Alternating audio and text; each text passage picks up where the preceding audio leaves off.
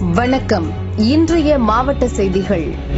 Thiruvarur collector அலுவலகம் முன்பு 26 அம்ச கோரிக்கைகளை வலியுறுத்தி தொடக்க வேளாண்மை கூட்டுறவு சங்க பணியாளர்கள் 500க்கும் மேற்பட்டோர் ஆர்ப்பாட்டம் நடத்தினர். MSc AIF திட்டத்தில் வேளாண் இயந்திரங்கள் கொள்முதல் செய்ய கட்டாயப்படுத்துவதை தவிர்க்க வேண்டும். பணியாளர்களின் ஊதிய ஒப்பந்தம் முடிந்த நிலையில் உடனடியாக புதிய ஒப்பந்தம் ஏற்படுத்த வேண்டும் என்று கோஷமிட்டனர்.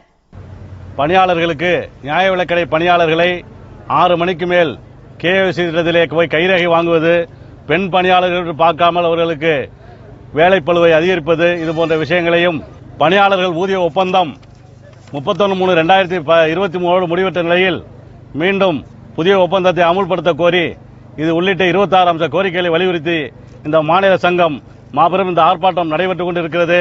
இதன் தொடர்ச்சியாக சுமூக பேச்சுவார்த்தை நடத்திய எங்களுக்கு அரசு சரியான ஒரு முடிவு தெரிவிக்கவில்லை என்றால் 25/3 முதல் காலவரையற்ற வேலை நிறுத்தத்தில் ஈடுபடுவதாக நாங்கள் முடிவு செய்யப்பட்டுள்ளது என்பதையும் இந்த நேரத்தில் தெரிவித்துக் கொள்கின்றோம். சென்னை MKB நகரில் உள்ள MGR நகர் பகுதியைச் சேர்ந்த பேச்சுமுத்து, சரவணன், ஜெய்சங்கர், புஷ்பநாதன், மணிகண்டன் ஆகியோர் தங்களது ஆட்டோக்களை வீட்டு முன் நிறுத்தியிருந்தனர். இரவில் வந்த போதை கும்பல் 5 ஆட்டோக்களையும் அடித்து நொறுக்கியது. அப்பகுதி மக்கள் பீதியடைந்தனர். CCTV கேமரா பதிவுகளை கைப்பற்றி MKB நகர் போலீசார் விசாரிக்கின்றனர். கடலூர் மாவட்டம் வடலூர் சத்யஞான சபைக்கு சொந்தமான 100 ஏக்கரில் பெருவெளி மைதானம் உள்ளது. இதை சத்யஞான சபை நிர்வாகம் ஆக்கிரமிப்பில் இருந்து பாதுகாத்து வருகிறது.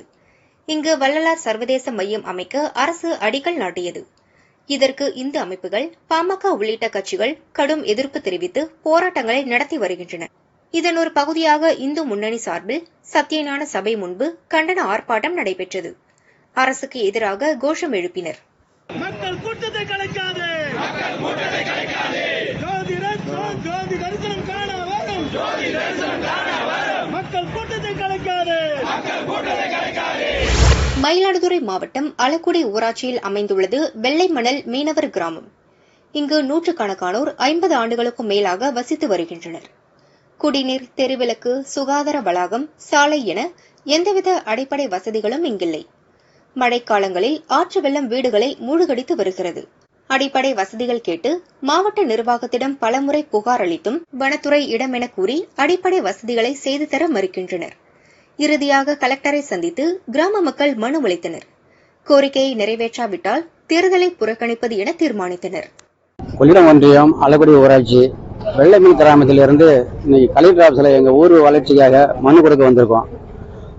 நாங்க குடியேறி கிட்டத்தட்ட 70 ஆண்டு வாழ்ந்து கொண்டிருக்கோம். அனைத்து வசதிகள் செஞ்சு கொடுத்தாங்க தமிழக அரசு. இப்ப ரோடுன்னு போகும்போது ஃபாரஸ்ட் ஒப்படைச்சிருக்காங்க. ஃபாரஸ்ட் தடுக்கிறாங்க. அதனால நாங்க பலமுறை கலெக்டருக்கோ, அதிகாரிகளோ, MP, MLA எல்லாருக்கும் மனு கொடுத்து பார்த்தோம். இது வரைக்கும் எதுவும் கிடைக்கல. அதனால இப்போதைக்கு எலெக்ஷன் வரதுனால இப்போ ஒரு மனு கொடுப்போம். அது மீறி எதுவும் செய்யவில்லைனாக்கா பாராளுமன்ற தேர்தலில் புறக்கணிப்போம்ங்கிற மாதிரி நாங்க முடிவு பண்ணியிருக்கோம் சார். ஸ்ரீரங்கம் கோயில் கொடிமரம் முன்பாக இருந்த அனுமன் சிலையை அகற்றியதை கண்டித்தும் மீண்டும் அதே இடத்தில் சிலையை நிறுவக் கோரியும் திருமால் அடியார்கள் குழாம் சார்பில் தர்ணா நடந்தது. கோயில் மூலஸ்தானம் அருகே உள்ள கொடிமரம் முன்பாக ஜால்ரா அடித்தும் பஜனை பாடியும் எதிர்ப்பை வெளிப்படுத்தினர். கோயில் இணை ஆணையர் மாரியப்பன் மற்றும் போலீசார் பேச்சுவார்த்தை நடத்தினர். 2 வாரத்தில் நடவடிக்கை எடுப்பதாக உறுதியளித்தனர். அதைத் தொடர்ந்து போராட்டம் கைவிடப்பட்டது.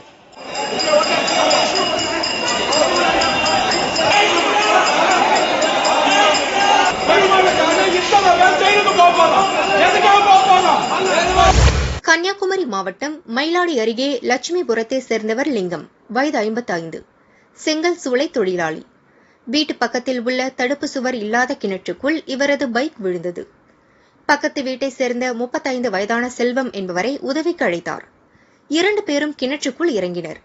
எதிர்பாராத விதமாக 2 பேருக்கும் மூச்சு திணறல் ஏற்பட்டது. கிணற்றுக்குள் விழுந்து தண்ணீரில் தத்தளித்தனர். சிறிது நேரத்தில் மூழ்கினர். லிங்கம் மற்றும் செல்வத்தை தீயணைப்பு வீரர்கள் சடலமாக மீட்டனர். இச்சம்பவம் அப்பகுதி மக்களிடையே சோகத்தை ஏற்படுத்தியது. ரயில்வேயில் ஆக்ட் அப்ரெண்டிஸுகளாக தமிழகத்தை சேர்ந்த 17,000 பேர் 25 ஆண்டுகளாக வேலை பார்க்கின்றனர். எனினும் அவர்களை பணி நிரந்தரம் செய்யவில்லை. இதற்கு இணையான காலகட்டத்தில் பயிற்சி முடித்த வட இந்திய இளைஞர்களுக்கு 2020ஆம் ஆண்டு வரை வேலை வழங்கப்பட்டுள்ளது. தமிழகத்தை சேர்ந்த ஆக்ட் அப்ரெண்டிஸுகள் புறக்கணிப்பு செய்யப்படுகின்றனர். நியாயம் கேட்டு பல கட்ட போராட்டங்களை நடத்தியும் பயன் இல்லை என குமுறுகின்றனர். இதையடுத்து பாதிக்கப்பட்டோர் கலெக்டர் பிரதீப் குமாரை சந்தித்து மனு அளித்தனர்.